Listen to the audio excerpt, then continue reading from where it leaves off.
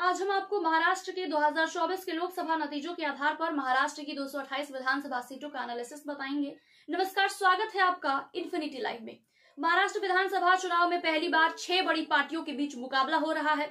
20 नवंबर 2024 को मतदान और 23 नवंबर को नतीजे आएंगे। हवा का रुख समझने के लिए हम 5 महीने पहले हुए 2024 विधानसभा चुनाव के नतीजों को अपना आधार बनाएंगे। महाराष्ट्र की लोकसभा सीटों को 228 विधानसभा के हिसाब से एनालिसिस किया तो कई चौंकाने वाली फाइंडिंग्स मिली। मतलब अजीत पवार की एनसीपी महज 6 विधानसभा सीटों पर जीती थी। बीजेपी को 23 सीटों का नुकसान हुआ था। महाविकास आघाड़ी में कांग्रेस ने सबसे ज्यादा 63 सीटें जीती थी। आज हम आपको बताएंगे कि लोकसभा चुनाव 2024 के नतीजों के आधार पर महाराष्ट्र विधानसभा चुनाव का पूरा मिजाज क्या है, कहां किसने बाजी मारी, किसके सामने आखिरकार क्या चुनौती आई। 2019 विधानसभा चुनाव का नतीजा और मौजूदा समीकरण की बात करें तो बीजेपी शिवसेना ने बहुमत हासिल किया। बीजेपी को 105 सीटें मिली, शिवसेना को 56 सीटें, कांग्रेस को 44, एनसीपी को 54, निर्दलीय को 13, वहीं अन्य को 16 सीटें मिली।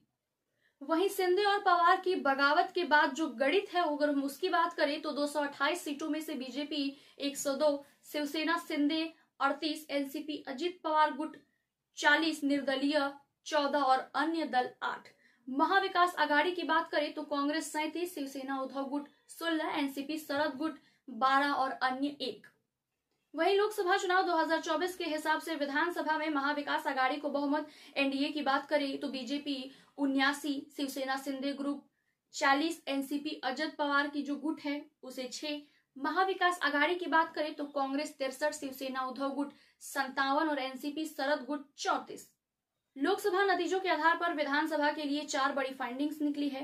पहली ये कि किसी पार्टी को अपने बूते बहुमत मिलना मुश्किल है, गठबंधन यहाँ बहुत ही जरूरी है। लोकसभा के नतीजों को अगर हम ध्यान से देखें तो एक पार्टी को बहुमत नहीं मिल रहा है। लोकसभा चुनाव 2024 के नतीजों के आधार पर बीजेपी को 79, शिवसेना शिंदे को 40 और एनसीपी अजित को 6 सीटें मिली। वहीं कांग्रेस को 63, शिवसेना उद्धव गुट को 57 और एनसीपी शरद गुट को 34 सीटों पर जीत मिली। ऐसे में पार्टियों को गठबंधन करना जरूरी है और मजबूरी दोनों ही है। इसलिए बीजेपी, शिवसेना शिंदे और एनसीपी अजित का महायुक्त अलायंस बना रहेगा। वहीं कांग्रेस, शिवसेना उद्धव और एनसीपी शरद के महाविकास आघाड़ी को मिलकर लड़ना जरूरी है।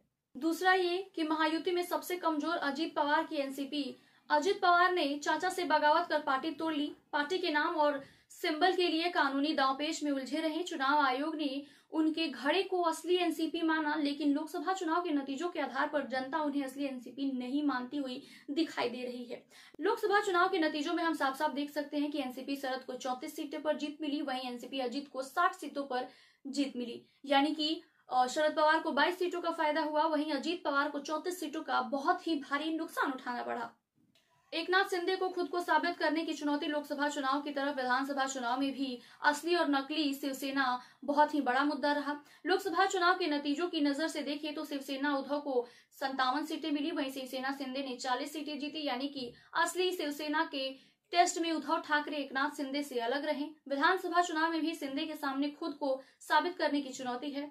चौथी फाइंडिंग्स की बात करें तो कांग्रेस के सामने बहुत ही बड़ी चुनौती इस बार नजर आ रही है। हरियाणा जैसा हुआ तो हाथ से फिसल जाएगी बाजी। लोकसभा चुनाव नतीजों के आधार पर महाविकास आघाड़ी गठबंधन में सबसे ज्यादा 63 विधानसभा सीटों पर कांग्रेस आगे थी। यानी कि लोकसभा चुनाव तक मोमेंटम कांग्रेस के पास था। अब पार्टी के सामने सबसे बड़ा चुनौती विधानसभा चुनाव में इस मोमेंटम को बरकरार रखना है। ऐसे ही और इन्फॉर्मेटिव खबरों के लिए देखते रहिए infinity live. Please like, share and subscribe my YouTube channel.